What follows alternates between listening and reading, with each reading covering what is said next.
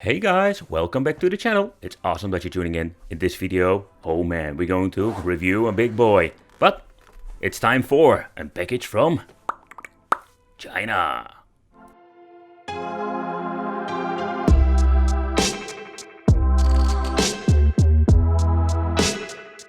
Okay guys, so in this video we are going to take a close look at the 8-inch PlayStation 2 portable.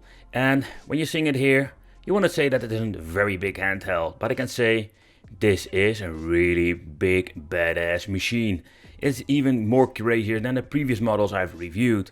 And they keep involving these, let's say, portable devices with real hardware. Because yep, it's in PlayStation 2 inside and casing. But inside the box we're going to get the PlayStation 2 portable.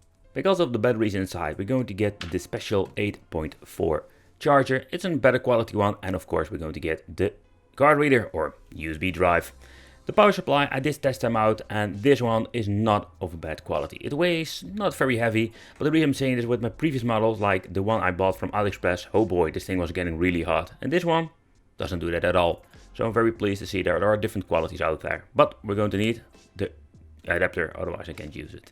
But sticking in my plug, oh boy, it's really tight. And I must say that is with all of these devices. I don't know what's going on, but it's not falling out anyway.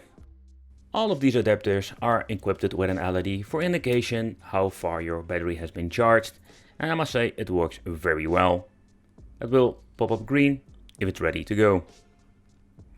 The USB drive, or the Nokia micro adapter. That's the only thing that we're going to get. You can use a thumb drive if you want to. This is a 32 GB. I can say that it is more than enough for storing like your favorite games. The only downside that is with these USB drives, compatibility. Yep, compatibility with some games. If you look at OPL compatibility, you can see there are a lot of issues. And not to forget the loading times. The loading times are quite long compared with, let's say, an internal hard drive like a PlayStation 2 Fat. So that's a little bit of a bummer in my opinion. And overall, how is the quality of the casing and how comfortable? Because this thing is even bigger than the last one. The first PlayStation 2 I bought was a freaking nightmare. I must say, it's slightly better, but it's not good at all. So when you're looking at a device of this price range, you will expect you're going to get this perfect finished paint job. And in my opinion, it's just a freaking nightmare. You can see that they didn't paint it well. And beside that point, they are still have some damages here and there. I don't know what's going on and how decent the paint job is like beneath it, but I can say that it's just not good. Especially when you're paying a lot of money for it, you can see that it is not that great. So I'm quite disappointed when it comes to the paint job. On the picture it looks all so nice. The 7-inch model, the previous one, I liked it. It was very comfortable, but this one, it's a little slightly less comfortable simply because it's very hard to use the analog stick combined with shoulder button. So that's what we're going to try out in the video. Over here we're going to get some ventilation holes, but it also weakens the casing. You can especially see with the top that when you're pushing it in, you can see like the casing is just less sturdier.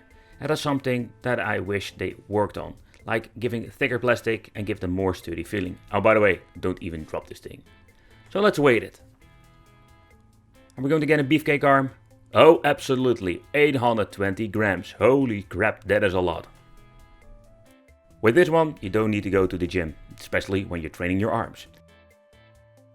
But okay, so let's take a close look how does it work and how does it feel. So the D-pad, everything feels like the previous model. Got nice PlayStation 4 analog sticks. At the bottom we're going to get an AV out port, so that is something new with this model. We can use it like in game console. That is pretty cool.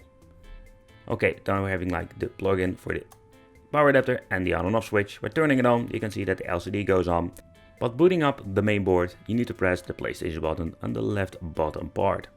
So within, let's say, 20 seconds, it will boot up OPL with the games that you have installed. Okay, so let's try the ultimate test. Now you're thinking, what is the ultimate test? With my previous model, I had a lot of issues with the D-pad. Yeah, the D-pad was quite awful. This time it feels slightly better, it's still a little bit smushy, and to be honest, I'm not a big fan of it. But when playing some games, so I was surprised to see that this thing actually works pretty good. But when it comes to moves, I really need to get used to the D-pad, and I can get the moves out, you can see over here, but an overall experience was not that great. If I need to give it a number, I'd say like a 6 out of 10. Like, it's okay. But the analog stick, yeah, that is a big improvement. Like with the previous 2021 model, we're having now a PlayStation 4 analog stick. So I was messing around with the D-pad for too long, so I moved through the analog stick. And the analog stick is a great way to play. So if you like a guy plays with analog stick on fighting games, I think you will be happy with it. It's a big improvement. Oh man, if I need to combine this thing with the shoulder buttons, it's really difficult to play. But right. So this device is 8 inches of fun. But the problem is that combined like with the shoulder buttons, the analog stick, like with shooting games, how is this going to play? So I wanted to try out a little bit of a black gameplay just to see how it works out. The shoulder buttons, they look kind of filthy, to be honest. Yeah, look at this. But they have membranes beneath them and they are just fine like all the other models I've reviewed. But let's play some games. Because when you're playing some black instant shooter, there are a lot of different ones on the PlayStation 2. But what I find a little bit annoying is that the handheld is just too big. It's too big for my hands. So I find it less comfortable to play. Finally, the freaking D-pad and all the other buttons work fine, so if you need to pick up something or you need to reload, it works way better. That's just the way how it seems to be working now. It's just a freaking miracle. I'm gonna say that it will be unplayable, but in overall experience, I personally prefer the other one, because this thing is way too big for my hands.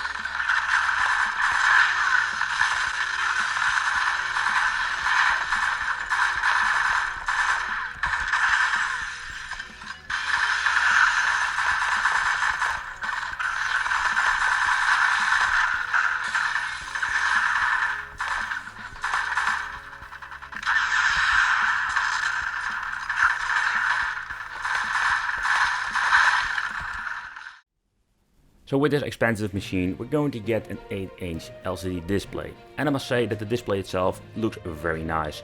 The viewing angles are great. The only thing I didn't like is that it has this more like a mirror layer on it. So the reflection is quite annoying, especially when you want to record some stuff. So lights out and I'll show you how it looks. You can see that the view angle is very good in this one, even better than the 7-inch edition that I've reviewed recently.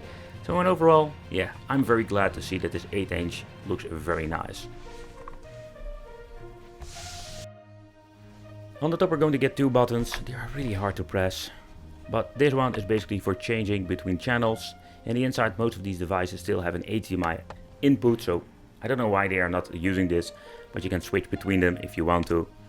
So if you want to hook up something on your portable device, makes no sense, but whatever. So let's take a close look at the menu, because here we're going to get some differences. Because of the aspect ratio of this screen is different like the other ones. Yeah, basically we don't have an aspect ratio change because it's not needed. You can just change everything out like brightness, contrast. If you want to change these things out, there's no problem whatsoever. But I keep talking about how big this thing is. So let's do a quick comparison with the old model and the Nintendo Switch. And when you're putting the Nintendo Switch beneath this beast of a machine, you can see how big the PlayStation 8-inch actually is. So let's put it on it. So you can see like a great example how big this bad boy is. Let's change out the viewer angle so you have a better idea. So you know the Nintendo Switch is quite big, complete with Joy-Cons, but this thing is just massive. So let's put them side by side with the older model. And the older model was already big, but this thing, oh boy, this really big boy. So let's grab the Switch again to give you like a quick comparison between all the models. And you can see that it is really big. So that's the reason why I told you, like, I don't know man, it's not really comfortable for a very long time. Okay, so let's remove all of the screws and let's see what are we going to get on the inside. Because in bigger shells, that means that we're having a lot of room now. But the weird thing is like, there is no 2 extra big parkers on the back. Normally like the 2 shells are going to get clamped together with the 2 parkers on the back. Gives us like a more sturdy feeling. And we don't have this, so that's quite concerning.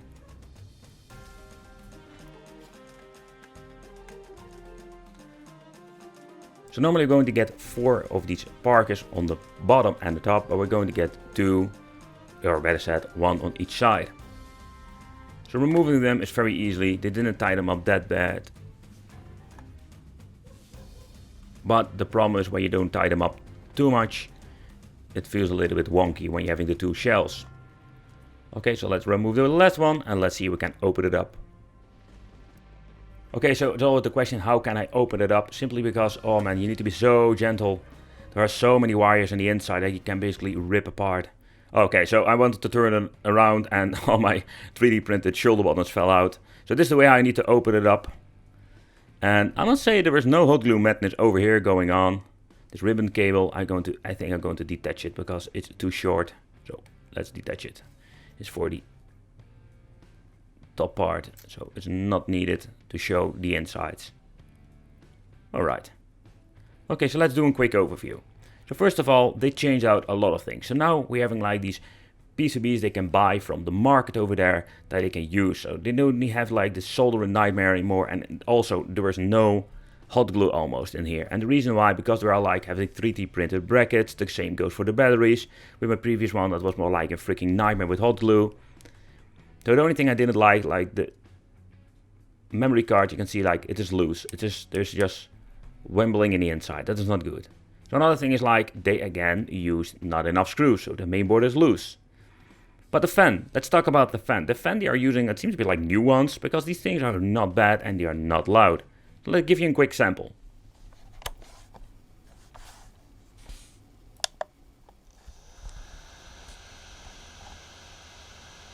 So when it's booting up, it will give like the highest setting, but then overall this fan is really silent.